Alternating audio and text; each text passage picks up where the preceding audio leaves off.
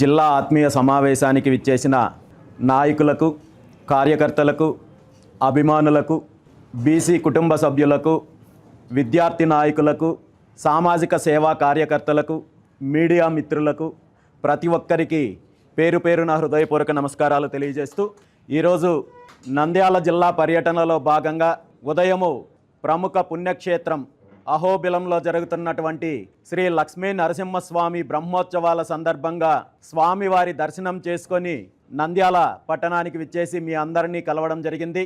ఆ స్వామి అమ్మవార్ల ఆశీస్సులు అందరికీ ఉండాలని, అందరికీ మంచి జరగాలని, ఈ రాష్ట్రం అన్ని రకాలుగా అభివృద్ధి చెందాలని మనస్ఫూర్తిగా కోరుకుంటూ, మరీ ముఖ్యంగా ఏ దుష్ట సంహారం కోసమైతే ఆ స్వామివారు అవతరించారో ఇప్పుడు సమాజంలో ఉన్న అలాంటి దుష్ట శక్తులను నశింపజేసి ప్రజలందరికీ మంచి చెయ్యాలని మరొక్కసారి ఆ స్వామివారిని మనస్ఫూర్తిగా కోరుకుంటూ, ఇప్పుడే మీడియా మిత్రులతో మాట్లాడుతూ నంద్యాల జిల్లాకు సంబంధించిన సమస్యల గురించి, ఇక్కడ రైతుల సమస్యల గురించి, నిరుద్యోగ సమస్య గురించి, బహుజనుల యొక్క సమస్యల గురించి మాట్లాడడం జరిగింది.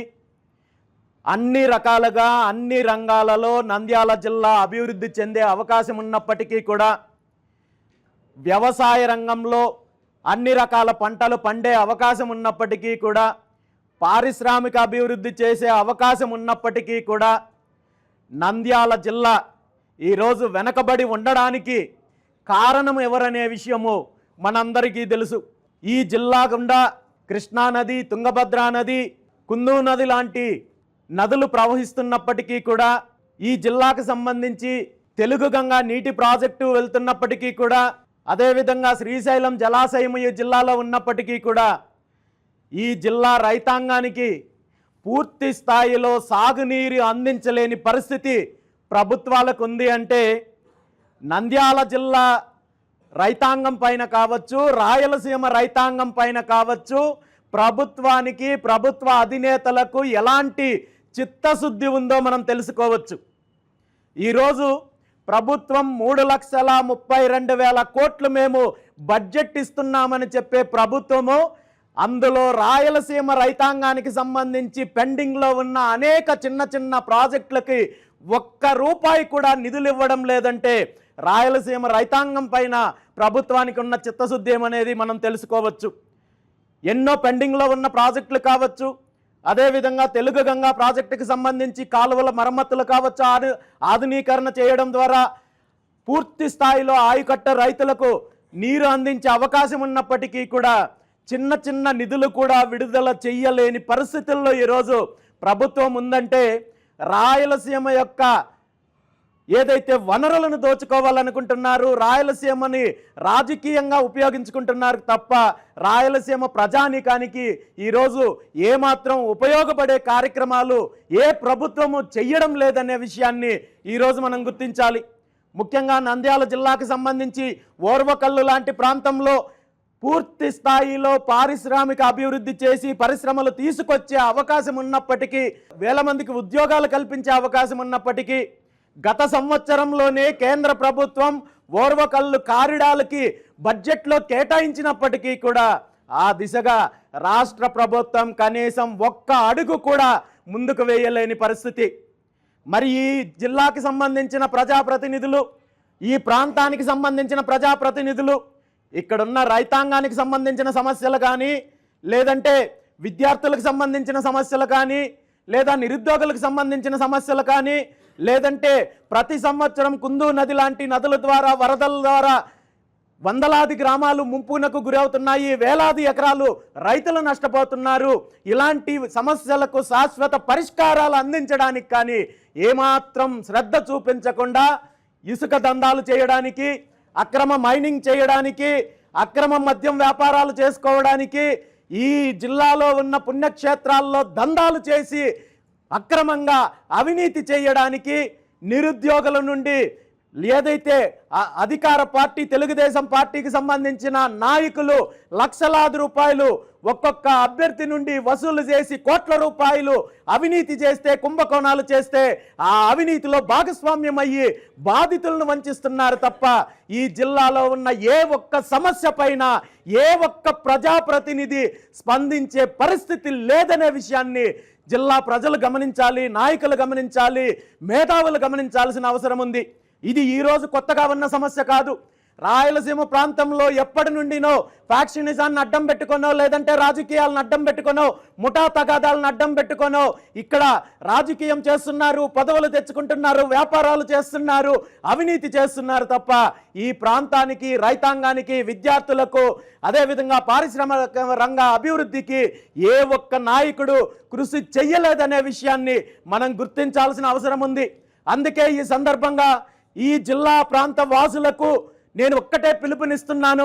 ఇప్పటి వరకు మీరు అనేక పార్టీలకు మద్దతు ఇచ్చారు.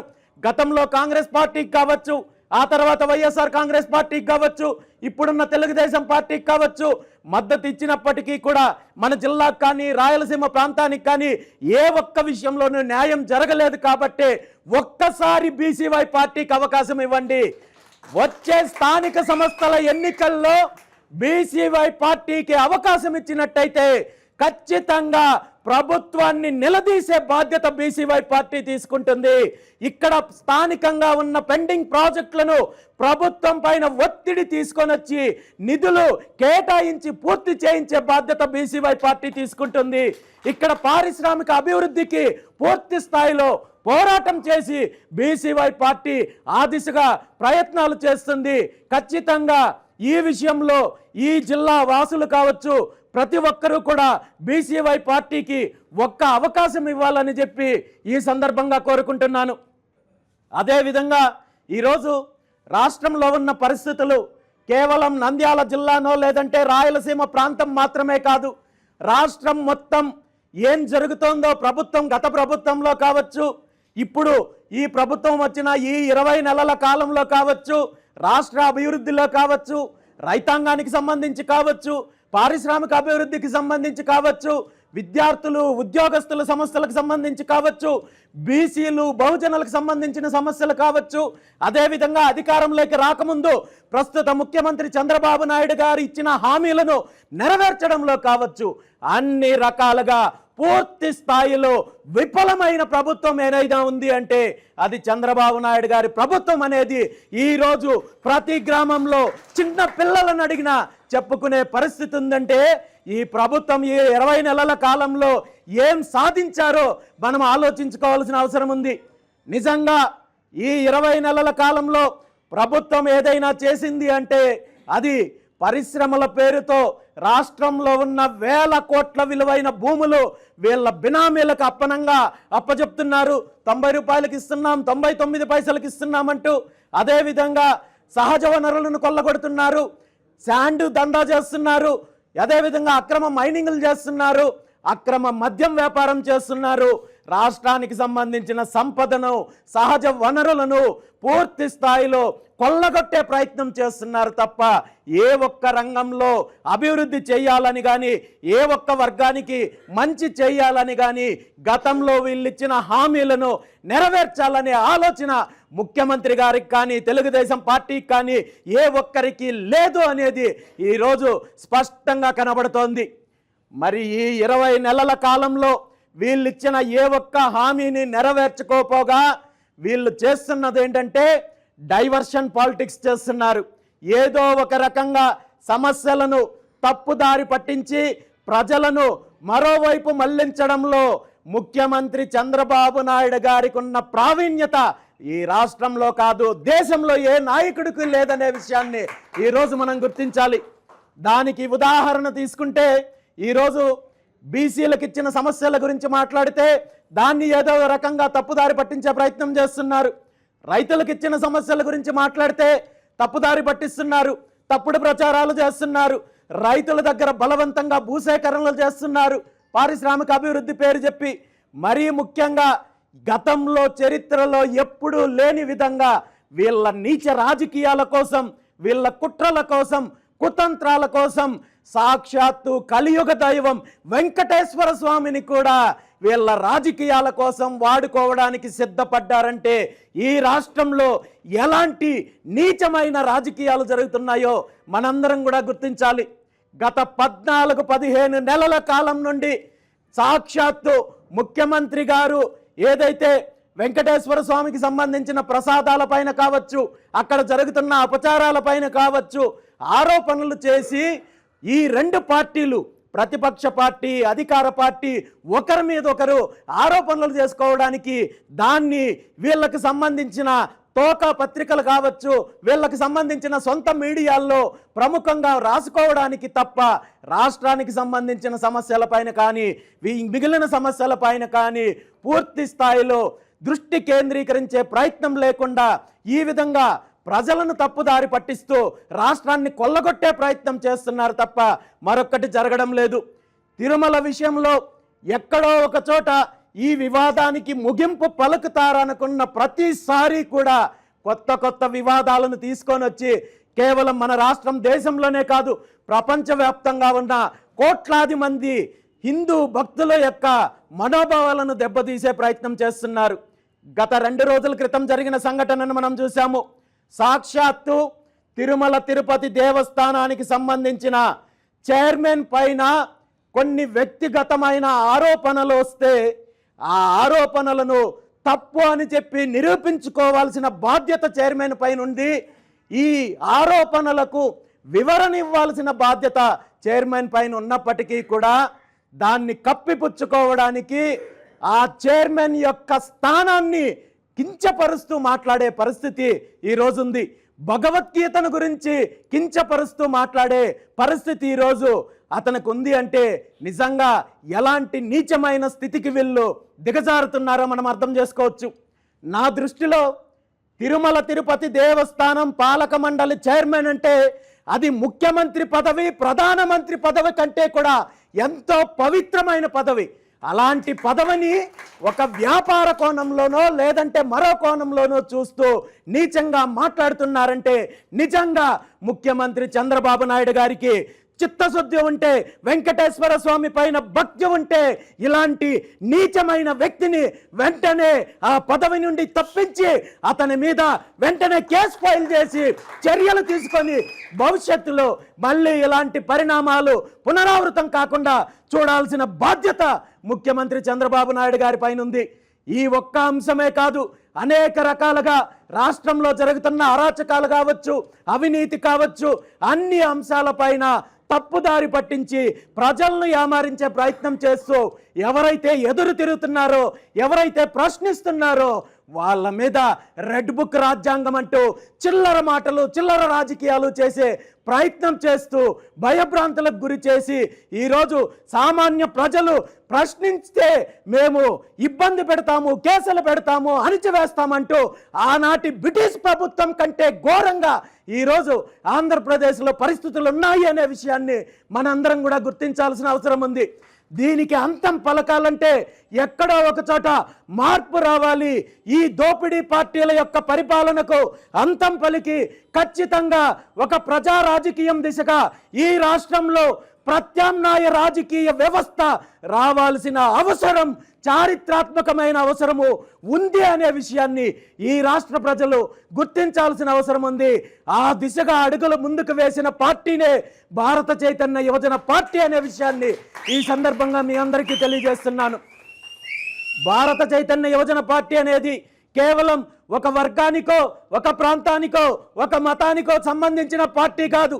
ఈ రెండు పార్టీల యొక్క దోపిడీకి గురవుతున్న, వంచనకు గురవుతున్న, అణచివేతకు గురవుతున్న అన్ని వర్గాలను ఏకం చేసి, ఐక్యం చేసి భవిష్యత్తులో ఈ రెండు పార్టీలను బంగాళాఖాతంలో కలిపేంత వరకు కూడా భారత చైతన్య యువజన పార్టీ పోరాటం కొనసాగుతుందనే విషయాన్ని ఈ సందర్భంగా మీ అందరికీ తెలియజేస్తూ, దానికి పునాదులు వచ్చే స్థానిక సంస్థల ఎన్నికల్లోనే మొదలవుతాయని చెప్పి ఈ సందర్భంగా తెలియజేస్తూ, మీ అందరికీ తెలుసు గత 22వ తేదీన 5 ప్రధాన డిమాండ్లు నెరవేర్చుకునే లక్ష్యంగా బీసీలకు సంబంధించి గత దశాబ్దాల కాలం నుండి ఉన్న అనేక సమస్యల గురించి పోరాటం చెయ్యడానికి బీసీవై పార్టీ కంకణం కట్టుకొని బీసీ సింహగర్జన కార్యక్రమాన్ని ఏర్పాటు చేసి రాష్ట్రంలో గత ప్రభుత్వాలు కావచ్చు, ఇప్పుడున్న ప్రభుత్వాలు కావచ్చు, బీసీలకు బహుజనులకు ఏ విధంగా అన్యాయం చేస్తున్నారో, ఏ విధంగా ఇచ్చిన మాటలను హామీలను తప్పి వంచే ప్రయత్నం చేస్తున్నారో వాటి గురించి వివరించి భవిష్యత్తు ఉద్యమానికి ఏదైతే ప్రకటన కార్యాచరణ ప్రకటించామో ఆ ప్రకటన తర్వాత రాష్ట్రంలో ఉన్న బహుజనులందరూ కూడా దీనికి మద్దతు పలికి ఖచ్చితంగా ఈ డిమాండ్లను నెరవేర్చాల్సిన బాధ్యత ప్రభుత్వం పైన ఉంది అని చెప్పి చైతన్యం తీసుకొచ్చే దిశగా ముందుకు వెళ్తుంటే ఈ డిమాండ్ల పైన ఏమాత్రం స్పందించని ప్రభుత్వము, ఏమాత్రం స్పందించని తెలుగుదేశం పార్టీ, ఆ పార్టీని వంతన పాడే సోషల్ మీడియా కావచ్చు, ప్రధాన మీడియా, కొన్ని పత్రికలు, కొన్ని టీవీ ఛానళ్ళు బీసీలకు సంబంధించిన సమస్యల గురించి మాట్లాడకుండా నా మీద తప్పుడు ఆరోపణలు చేసే ప్రయత్నం చేస్తూ ఇక్కడ కూడా ప్రజలను తప్పుదారి పట్టించే ప్రయత్నం చేస్తున్నారు. ఆ రోజు నేను మాట్లాడిన మాటల్లో చాలా స్పష్టంగా రాష్ట్రానికి సంబంధించిన అంశాలపైన, రాష్ట్రంలో ఉన్న సమస్యలపైన మాట్లాడాను తప్ప వేరే ఏ ఒక్క అంశము మాట్లాడినప్పటికీ కూడా అనేక రకాలుగా నా మీద తప్పుడు ఆరోపణలు చేసే ప్రయత్నం చేశారు. అందులో ముఖ్యంగా తెలుగుదేశం పార్టీ కావచ్చు, ఆ పార్టీ ఎవరైతే నారా లోకేష్ నాయుడు ఆధ్వర్యంలో నడుస్తున్న ఐటీడీపీ లాంటి ఏదైతే కుట్రలు కుతంత్రాలకు పునాదులు వేసిన సోషల్ మీడియా కావచ్చు, అదేవిధంగా సన్ ఆఫ్ కేర్ ఆఫ్ లాంటి అడ్రస్లు తెలియని కొన్ని యూట్యూబ్ ఛానళ్ళు కావచ్చు, కొన్ని పత్రికలు కావచ్చు, కొన్ని టీవీ ఛానళ్ళు కావచ్చు, నా మీద నేనేదో కుట్రలు చేశానని, నా వెనక ఎవరో ఉన్నారని, ఏదో పార్టీ ఉందని, ఏదో నాయకుడు ఉన్నారని అనేక రకాలుగా కుట్రలు చేసే ప్రయత్నం చేస్తున్నారు. ఇది ఈరోజు తెలుగుదేశం పార్టీకి కానీ నారా చంద్రబాబు నాయుడు గారికి కానీ ఇలాంటి కుట్రలు చేయడం కొత్త కాదు. గత 40 సంవత్సరాల కాలం నుండి ఇలాంటి తప్పుడు కుట్రలతో, తప్పుడు ఆరోపణలతో తన రాజకీయ జీవితాన్ని కాలం గడుపుతున్నారు తప్ప ముఖ్యమంత్రి చంద్రబాబు నాయుడు గారు ఏ రోజు నేరుగా రాజకీయాలు చేసింది లేదు. ఇలాంటి తప్పుడు ఆరోపణలు చేయడము, పాత సామెత చెప్పినట్టు ఒక కుక్కను చంపాలంటే ఆ కుక్కని పిచ్చి కుక్క అని ముద్ర వేసిన తర్వాత చంపాలనే నానుడి బహుశా ముఖ్యమంత్రి చంద్రబాబు నాయుడు గారిని చూసే వచ్చింటుందేమో. ఆనాడు ఎన్టీ రామారావు గారిని పదవీచ్యుతుడు చేయడం దగ్గర నుండి ఈనాడు తనిచ్చిన హామీలను పక్కదారి పట్టించి తప్పుడు ప్రచారం చేయడం వరకు ముఖ్యమంత్రి చంద్రబాబు నాయుడు గారికి ఇలాంటి తప్పుడు ప్రచారాలకు రాష్ట్రంలో కాదు దేశంలోనే పేటెంట్ రైట్ ఉన్న ఒకే ఒక్క నాయకుడు ముఖ్యమంత్రి చంద్రబాబు నాయుడు గారు. ఆనాడు నేను బీసీ సింహగర్జన కార్యక్రమంలో బీసీల సమస్యల గురించి, బీసీల డిమాండ్ల గురించి మాట్లాడుతూ ఈ డిమాండ్లకు కేవలం బీసీలు మాత్రమే కాదు మిగిలిన అన్ని వర్గాలు మద్దతు ఇవ్వాలి అనే అంశం గురించి మాట్లాడుతూ కాపుల గురించి, దళితుల గురించి, క్షత్రియుల గురించి, బ్రాహ్మణుల గురించి, వైశ్యుల గురించి మాట్లాడుతూ కాపు నాయకుడు ఆనాడు ఏ విధంగా అయితే పోరాటం చేస్తే కుట్ర పన్ని నిర్దాక్షిణ్యంగా కాపు నాయకుడు స్వర్గీయ వంగవీటి రంగా గారిని హత్య చేశారని నేను తెలియజేస్తే దానికి వెంటనే తెలుగుదేశం పార్టీ, ఆ పార్టీ మీడియా స్పందిస్తూ వంగవీటి మోహన్ రంగా గారిని చంద్రబాబు నాయుడు హత్య చేశారు, లేదంటే తెలుగుదేశం పార్టీ హత్య చేశారని చెప్పి రామచంద్ర యాదవ్ ప్రకటన ఇచ్చారంటూ నా మీద తప్పుడు ఆరోపణలు చేసే ప్రయత్నం చేశారు. నేను ఆనాడు చాలా స్పష్టంగా తెలియజేయడం జరిగింది. బహుజనుల కోసం, అన్ని వర్గాలను ఏకం చేయడం కోసం ఆనాడు వంగవీటి రంగా గారు పోరాటం చేస్తే కుట్ర పన్ని కొన్ని పార్టీలు, కొంతమంది నాయకులు ఆయన్ని హత్య చేశారంటే ఆ పార్టీ మాదే, ఆ నాయకుడు మావాడే అంటూ తెలుగుదేశం పార్టీ గగ్గోలు పెట్టుకుంటూ ఈరోజు అనేక రకాలుగా నా మీద ఆరోపణలు చేస్తున్నారంటే మీకు మీరే సర్టిఫై చేస్తున్నారు. వంగవీటి మోహన్ రంగా గారిని చంపింది తెలుగుదేశం పార్టీ, చంపింది చంద్రబాబు నాయుడు అనే విషయాన్ని నేను చెప్పడం కాదు, తెలుగుదేశం పార్టీ చెప్తున్నారు. ఆనాటి నుండి ఈనాటి వరకు ఎవరైతే తెలుగుదేశం పార్టీకి ఎదురు తిరుగుతారో, ఎవరైతే రాష్ట్రంలో ప్రత్యామ్నాయ రాజకీయం కోసము వీళ్ళ యొక్క దోపిడీని ఎదిరించడం కోసం ముందుకొస్తారో, ఏదో విధంగా కుట్రలు పన్నుతున్నారు, కుతంత్రాలు పన్నుతున్నారు అనే విషయానికి ప్రత్యక్ష ఉదాహరణ అని ఈ సందర్భంగా తెలియజేస్తున్నాను.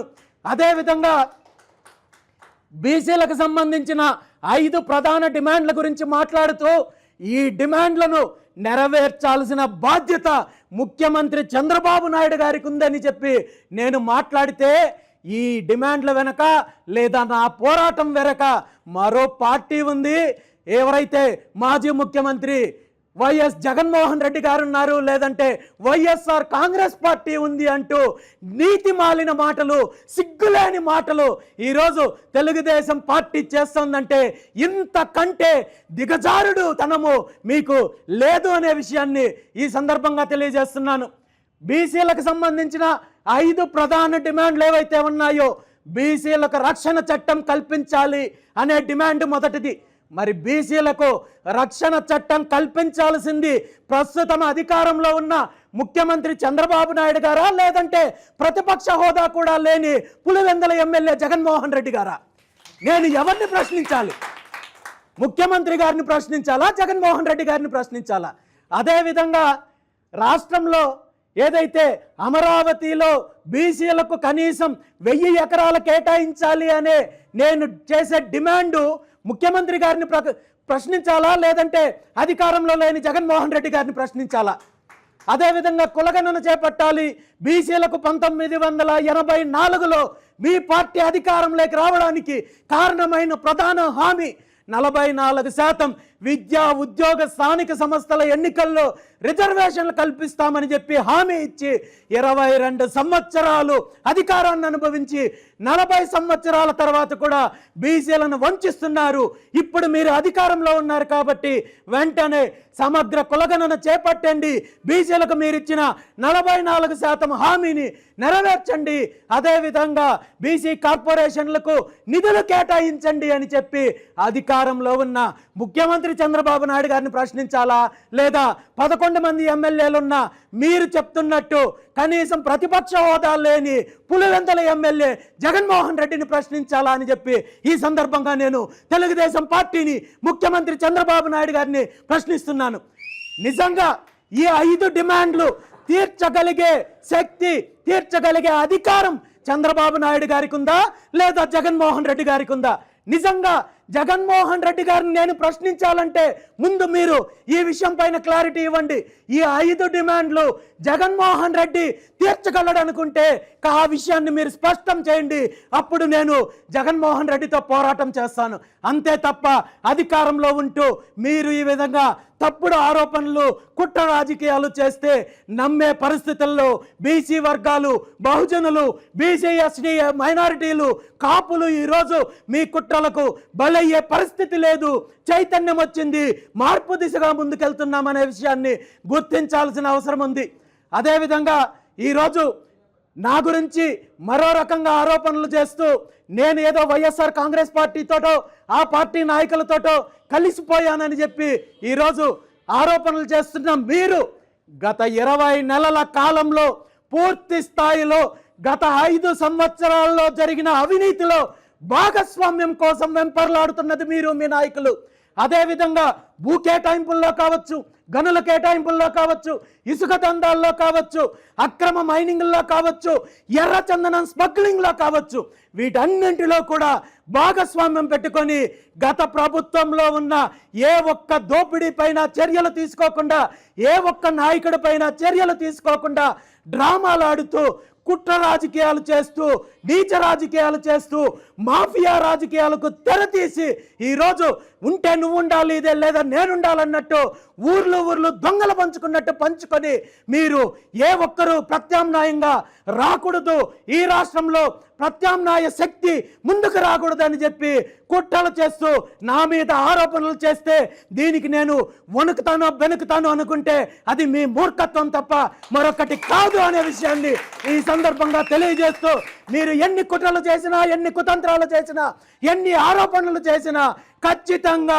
ఈ రాష్ట్రంలో అన్ని వర్గాలను ఏకం చేసి భవిష్యత్తులో వచ్చే ఎన్నికల నాటికి బీసీవై పార్టీని పూర్తి స్థాయిలో బలోపేతం చేసి అధికారం దిశగా ముందుకెళ్తాం తప్ప మీ ఉడత బెదిరింపులకు బెదిరే ప్రశ్నే లేదని చెప్పి ఈ సందర్భంగా తెలియజేస్తూ, నిజంగా మీకు దమ్ముంటే మీరు చేస్తున్న ఆరోపణలు మీరు నిరూపించాలనుకుంటే ముఖ్యమంత్రి గారు కానీ, మీ కుమారుడు నారా లోకేష్ గారు కానీ కాణిపాక పుణ్యక్షేత్రానికి మీరు రండి. ఆ కాణిపాక వరసిద్ధి వినాయకుడి సన్నిధిలో నేను ప్రమాణం చేయడానికి సిద్ధంగా ఉన్నాను. మీరిద్దరు దొంగలు, మీ ఇద్దరికి ఇంటర్నల్ సంబంధాలు ఉన్నాయి, వ్యాపార సంబంధాలు ఉన్నాయి, అవినీతి సంబంధాలు ఉన్నాయని చెప్పి నేను నిరూపిస్తా. కాదని చెప్పి నిరూపించే దమ్ము, ప్రమాణం చేసే దమ్ము మీకుందా అనేది ఈరోజు ప్రశ్నిస్తున్నాను. ఖచ్చితంగా ఈరోజు ఒక్కటే చెప్తున్నాను, మీరు ఎన్ని కుట్రలు చేసినా, కుతంత్రాలు చేసినా నా ప్రయాణంలో మార్పు ఉండదు.